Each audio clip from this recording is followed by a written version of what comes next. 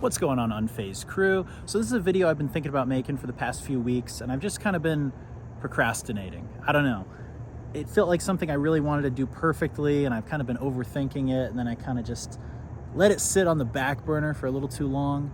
I didn't know if I wanted to record it at a Spirit Halloween store. I didn't really know exactly what bullet points I wanted to hit. So finally, enough time had passed, and we're already halfway through October, past halfway through October actually. And I was like, you know what? I'm just gonna wing it. I'm just gonna wing it.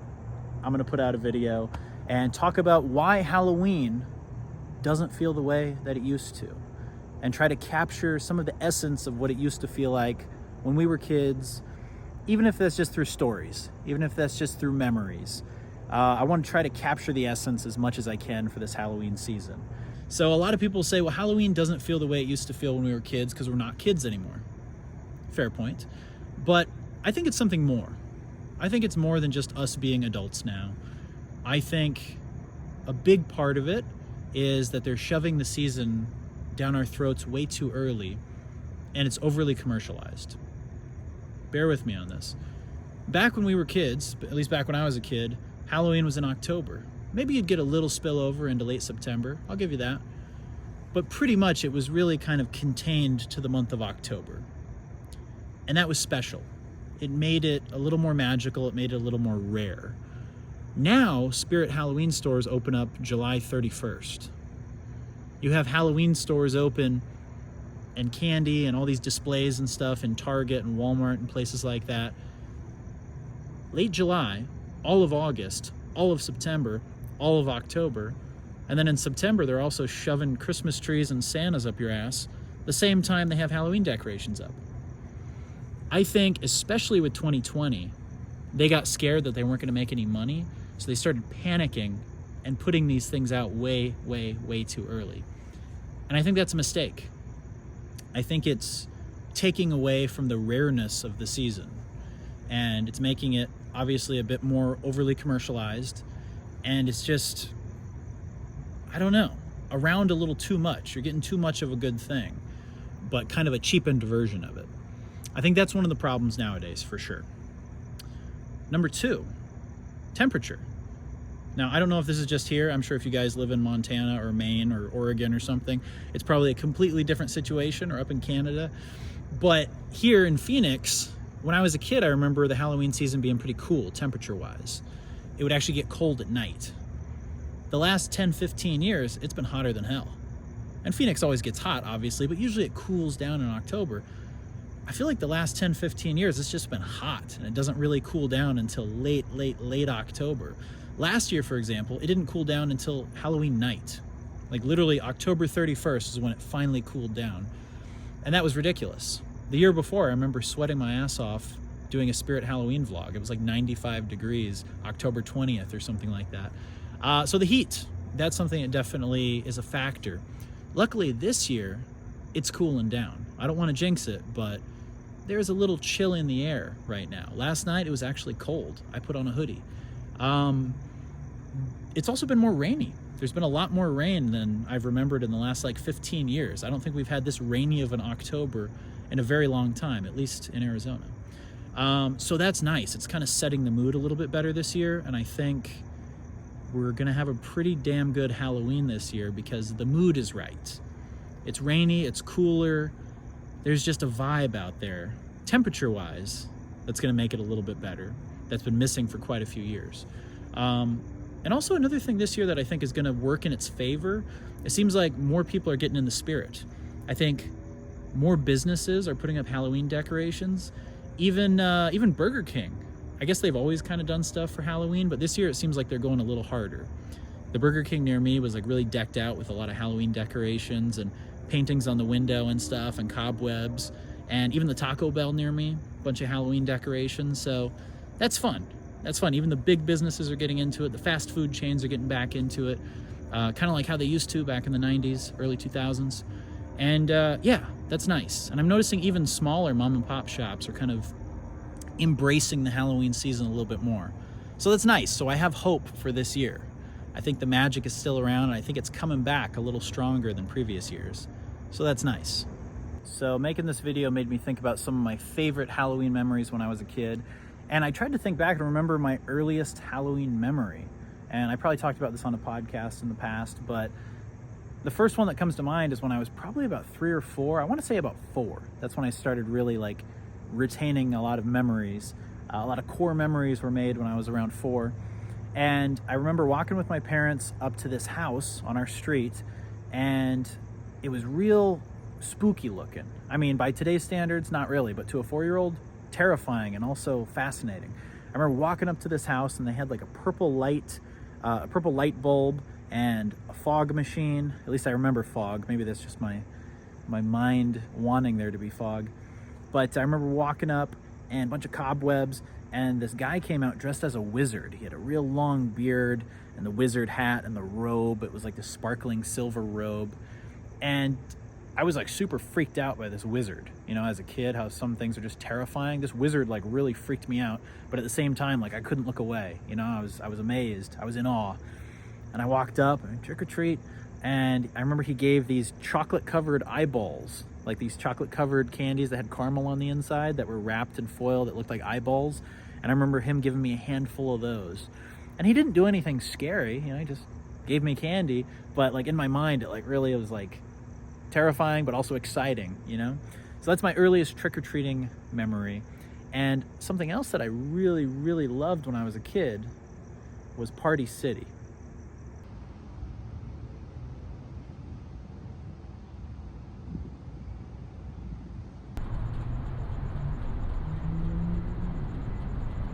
Well, that's depressing.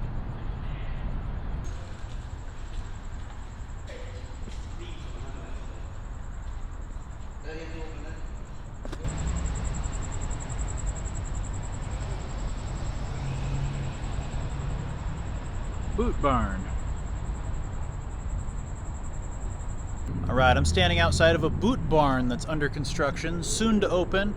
You guys are probably wondering, why the hell am I standing outside of a boot barn? Well, this is a very special boot barn. This building actually used to be Party City when I was a kid. And before Spirit Halloween, before I ever went to a Spirit Halloween store, Party City was the place to go for Halloween. And this building in particular was my Party City. This is the one in Phoenix, right near Metro Center Mall, which is also gone, tragically. But yeah, this was the place to go, man. And when I think of Halloween as a kid, this is one of the first things that comes to mind, is this freaking beautiful Party City, what it used to be like in the late 90s and early 2000s, when it was truly magical. And last year, actually, before it closed down, I went inside and I recorded the inside of it, knowing that someday I'd want to turn it into some kind of video. So I'm going to insert that footage and do a little voiceover, kind of talk about, it's so noisy over here, geez, talk about what Party City used to be like in its heyday. And unfortunately, when I did record it last year, it wasn't the same inside. They had changed the floor plan around a little bit and made it... These fucking idiots, what are they doing? Bunch of assholes, man. Endless lines at the In-N-Out Burger. Obnoxious. Anyway, lost my train of thought. Anyway, they had changed the floor plan pretty radically, but I'm still glad I went inside and documented it. So I'm going to show you that footage of what Party City was like last year before they closed it, and do a little voiceover and get out of here because it's noisy as hell.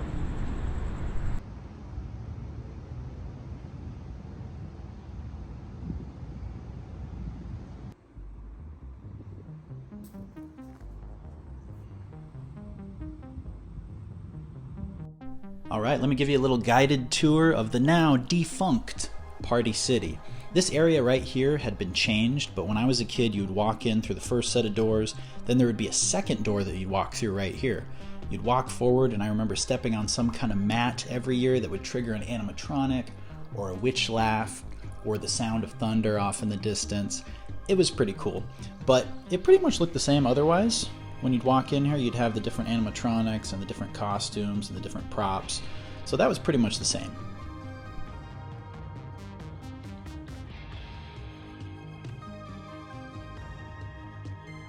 So I added some royalty-free music and my own beautiful soothing voice for you here, not only to walk you through and guide you through what the store is like and what it used to be like, but also because they were blasting Donovan's Season of the Witch at a very high volume, and I didn't want to get a copyright strike. So here we are. Let's continue down and look at some of the beautiful costumes. You got Mr. Incredible, you got knockoff Mickey Mouse, you got Jessie, you got Stitch, you got Woody with his Woody sticking out. Come on, classic costumes. Let's keep looking.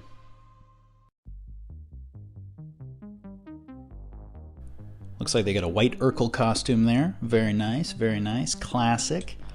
Wonder Woman, SpongeBob, the Hulk. Can't go wrong. Come on, come on. Oh, and we got Scooby-Doo. Hey, insert obligatory comment about Velma being fine as hell. There we go. Linda Cardellini era. Nice, nice. And then, of course, we got the guy with his bum sticking out. Who doesn't love that? Oh, and the classic banana. Come on.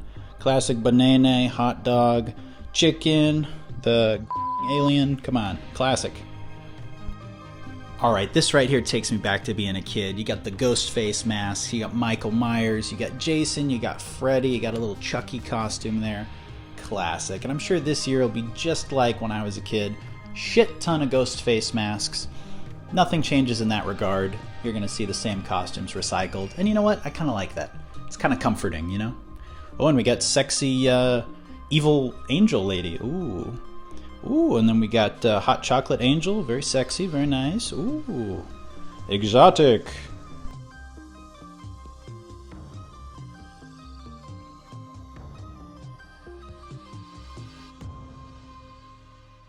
Now, one thing I really loved about Party City as a kid was the quality of masks. This right here doesn't really do it justice how it was when I was a kid. It seemed like they had some like really expensive, really high quality ones. And just a few moments, I'll show you where those were in the back of the store. They were always just so detailed, so cool. And these are pretty cool right here. These are decent, but they don't come close to what they used to have.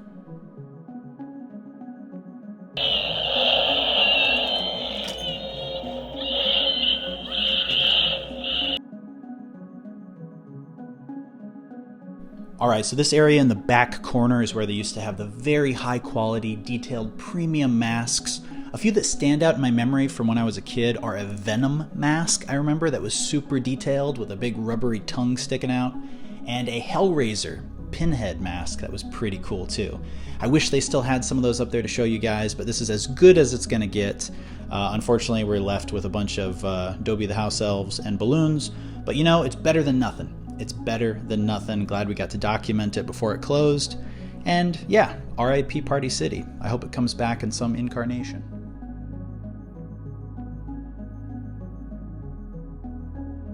Alright, and for you lovely people in the comments, I'm just going to jump ahead of you right now and say yes, there are 29 locations open in the United States still currently.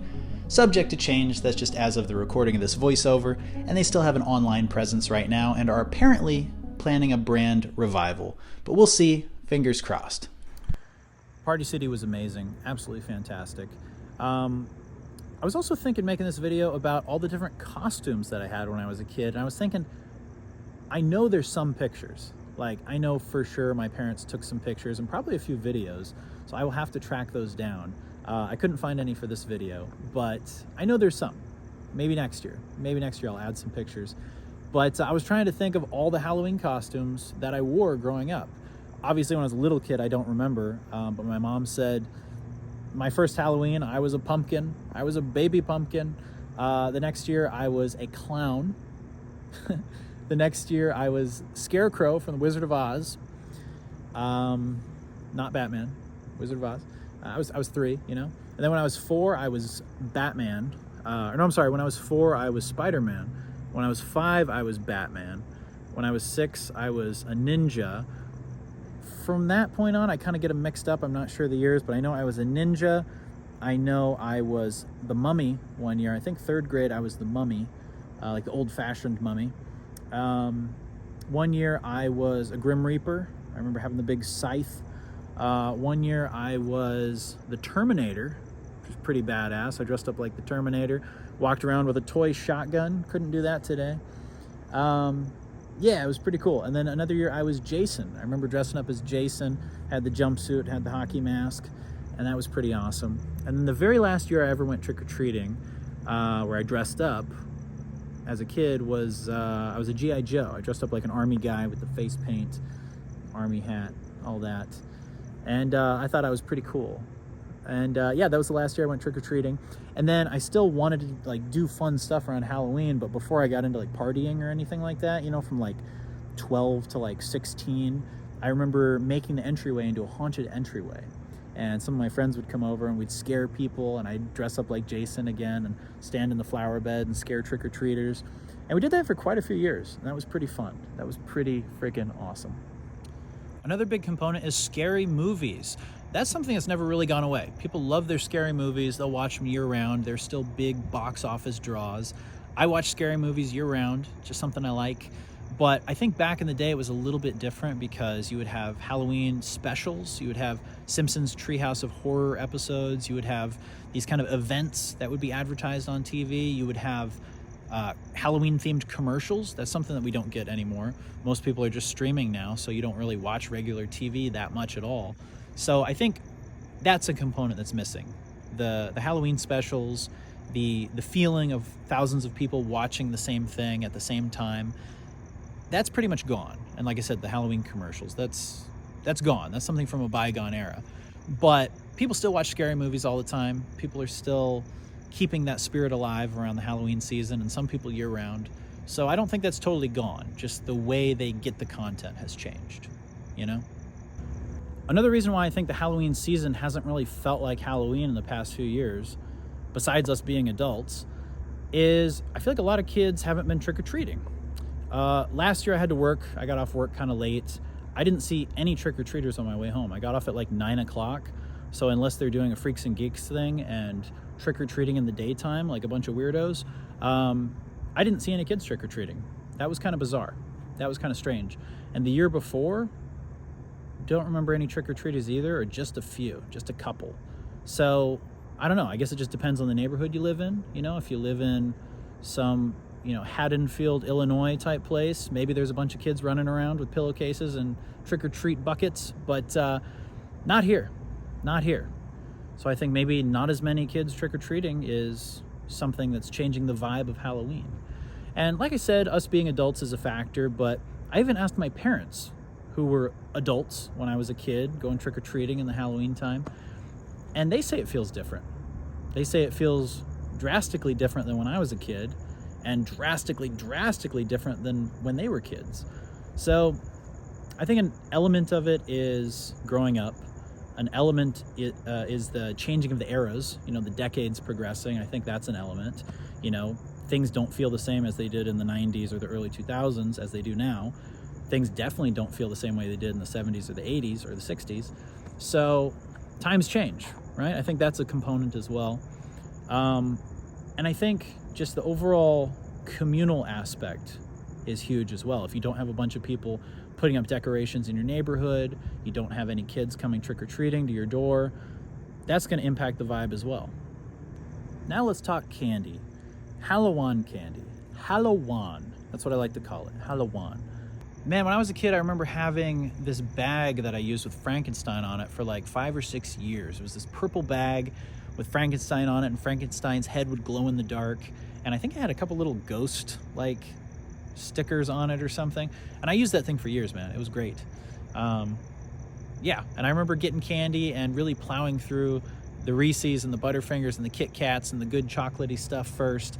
And then a month or so later into November, you'd have like, you know, around Thanksgiving, some shitty little like Pixie Sticks and Sweet Tarts and some Tootsie Rolls and some kind of crappy things at the bottom they didn't really like, I don't know, Shock Tarts maybe if you're lucky.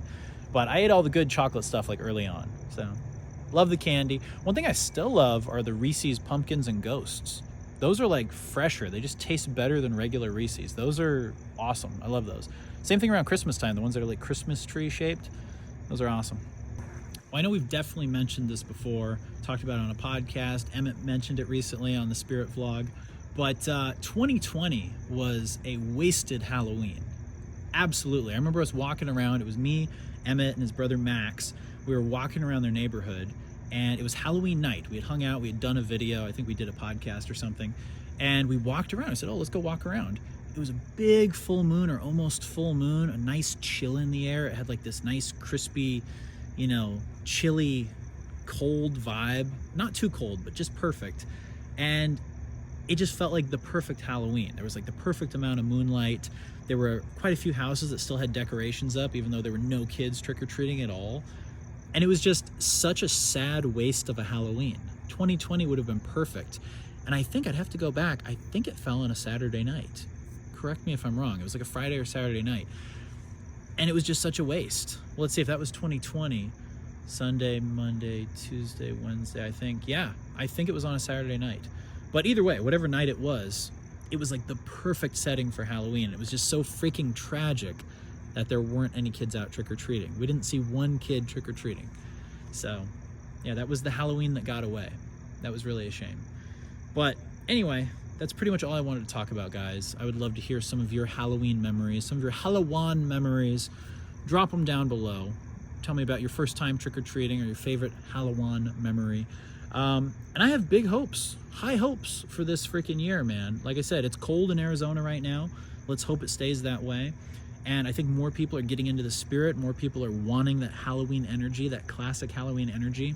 And I'm seeing a shit ton of videos like this. I know this one isn't completely original. I tried to put my own spin on it, you know, adding a personalized touch to it and throwing in the Party City element. But I'm seeing a lot of videos noticing how Halloween doesn't feel the way that it used to. What happened to Halloween? Did Halloween die out? You know, I'm seeing a bunch of videos like that. And I think a lot of people are kind of coming to the same conclusion. Like, yeah, times have changed. A lot of the things that I touched on, other people are noticing too. It's not the same as it was in the late 90s or early 2000s. Unfortunately, it's not the same as it was in the 80s, which is a shame. But the world isn't the same. You know, we've gone into a completely different era now. And for better or for worse, this is where we are. But we can definitely go back and keep the memories alive and get high off of our nostalgia. But at the same time, like I said, I think there are still good memories to be made. I think there still is some lingering magic out there. And I think there are still some good times to be had. You just got to look a little harder. So anyway, guys, thanks for watching. Like, subscribe, and most importantly, remain unfazed. And happy Halloween. Or should I say, happy Hallowaaan. Good night. The coming soon boot barn was my party city when I was a kid. Always. Every time you try to record a video, there's always an alarm. Video is one I've been looking forward to for a long time. I started, god damn it, there's like a fucking vacuum going off. I know some of that magic's still around, but it's harder and harder to find. Second time that's gone off, son of a bitch.